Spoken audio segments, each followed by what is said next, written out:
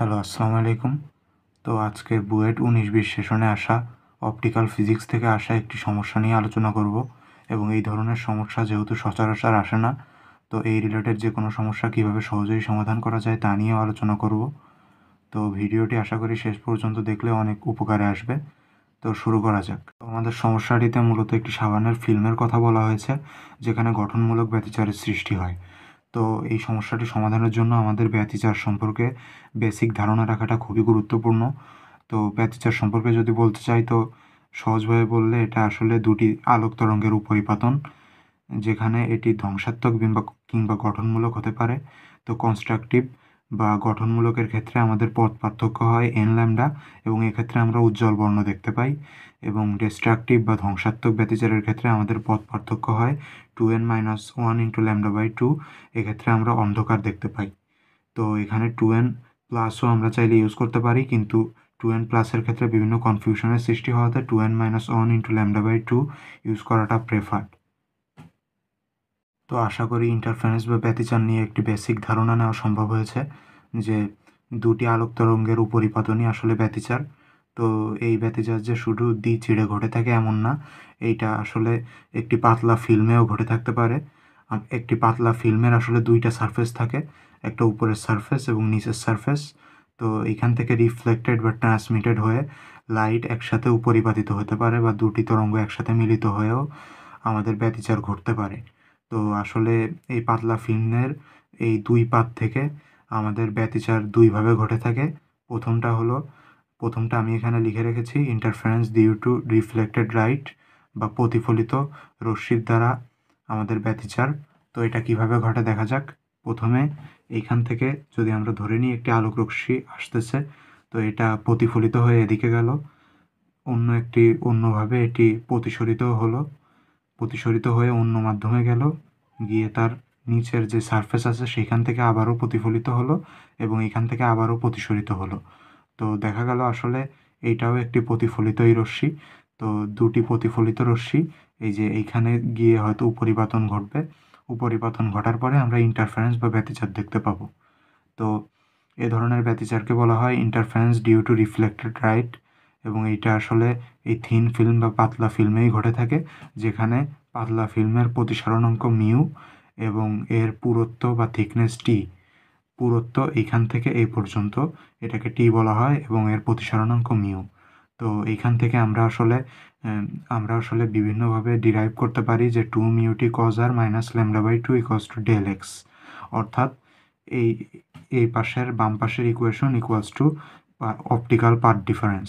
এবং এইটা বের করার জন্য আসলে জিনিসগুলা খুবই পেঁচানো বা জটিলভাবেই এইটা ডিরাইভ করা লাগে। তো এইটা আসলে এইচএসসি লেভেলের কোনো প্রয়োজন নাই, এটা তোমরা যারা ইঞ্জিনিয়ারিংয়ে ভর্তি হবা তারা প্রথম সেমিস্টারেই পাবা। তো এই কারণেই এগুলা স্কিপ করে গেলাম, শুধু এই সূত্রটুকু মনে রাখলেই হবে।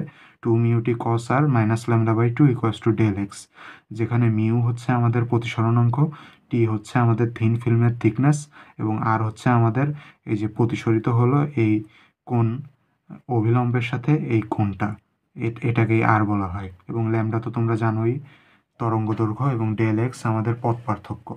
তো কনস্ট্রাকটিভ ইন্টারফারেন্স যদি ঘটে থাকে সেক্ষেত্রে del x n lambda, destructive হয়ে থাকলে 2n-1 λ/2।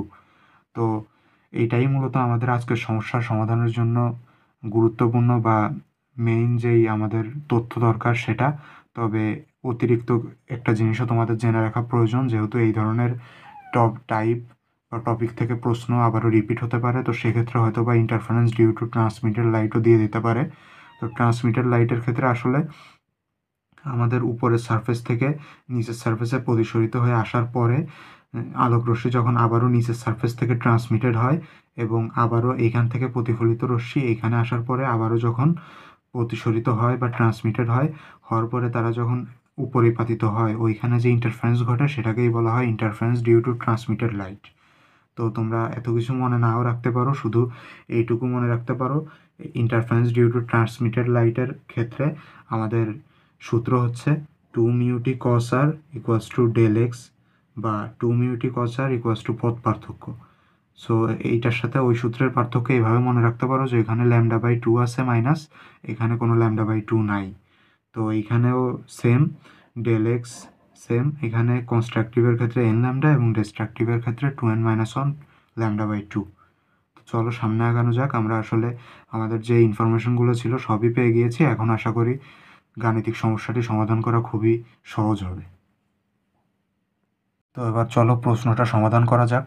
তো এখানে লেখা আছে বাতাসে ভাসমান একটি সাবানের ফিল্ম। তোমরা এটাকে থিন ফিল্ম বা পাতলা একটি ফিল্ম হিসাবে চিন্তা করতে পারো, যেখানে এটা থিকনেস আছে আমি চিত্রে যেভাবে দেখিয়েছি ওভাবে। সাবানের ফিল্মের উপর লম্বভাবে 624 ন্যানোমিটার তরঙ্গদৈর্ঘ্যের আলো আপাদিত হয়। অর্থাৎ এই বাতাসের ফিল্মের সাবানের ফিল্মের উপরে লম্বভাবে, অর্থাৎ আমাদের R হবে 0 ডিগ্রি, লম্বভাবে 624 ন্যানোমিটার তরঙ্গদৈর্ঘ্যের আলো এসে পড়তেছে।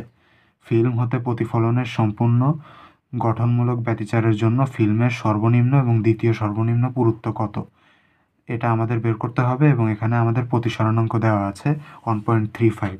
তো আমরা সূত্র থেকে জানি যে একটি পাতলা ফিল্মের দুটি সারফেস থেকে প্রতিফলিত তরঙ্গের জন্য যে পরিপাতনের জন্য যে আমাদের ব্যতিচারের সৃষ্টি হয়, তার সূত্র হলো 2μt cos r - λ/2 = del x, যেখানে ডেল এক্স হলো পথ পার্থক্য। এখন যেহেতু এখানে আমাদের বলাই আছে গঠনমূলক ব্যতিচার, সেক্ষেত্রে আমরা ডেল এক্সকে এন ল্যামডা লিখতে পারি। এবং যেহেতু আমাদের লম্বভাবে প্রতিফলনের কথা বলা হয়েছে, তো আমরা R = 0 ডিগ্রি লিখতে পারি। তো জিনিসটা দাঁড়ায় এরকম 2μt - λ/2 = n ল্যামডা, এবং আমরা আলটিমেটলি বলতে পারি t = n+12 × λ/2μ। এবং যেহেতু আমাদেরকে সর্বনিম্ন এবং দ্বিতীয় সর্বনিম্ন পুরুত্ব বের করতে বলা হয়েছে, তো আমরা এই সম্পর্কের থেকেই দেখতে পারি আসলে টি সমানুপাতিক n, অর্থাৎ n যত বাড়বে টিও তত বাড়ে। এই কারণে আমরা শুরুতেই n = 0 ধরে নিলাম। ধরে নিয়ে আমরা সর্বনিম্ন টি এর মান পেয়েছি 0.116 মাইক্রোমিটার, এবং পরবর্তীতে আমরা n = 1 ধরে আমরা দ্বিতীয় সর্বনিম্ন পুরুত্ব পেয়েছি 0.347 মাইক্রোমিটার। তো এই ছিল সমস্যার সমাধান। আশা করি খুবই সহজভাবে ব্যাখ্যা করতে পেরেছি। কোনো ডাউট বা কনফিউশন থাকলে আমাকে কমেন্ট করতে পারো, এবং আশা করা যায় এই ধরনের যে কোনো সমস্যা আসলে আর কোনো ধরনের সমস্যাই হবে না, তোমরা সমাধান করতে পারবা। তো ট্রান্সমিটেড বা রিফ্লেক্টেড যেভাবেই হোক, শুধু সূত্রগুলো মনে রাখলে করতে পারবা। এবং ডেরিভেশন তোমরা ইঞ্জিনিয়ারিংয়ে আসলে ফার্স্ট সেমিস্টারেই শিখতে পারবা। এখন আমি এগুলা দেখাইতে পারবো, কিন্তু আসলে তোমাদের দরকার নাই কোনো। তারপরেও যদি তোমরা কেউ আগ্রহী হয়ে থাকো তো কমেন্ট করতে পারো, আমি তাহলে আরও একটি ভিডিও দেব এর উপরে। তো আজকের মতো আসি।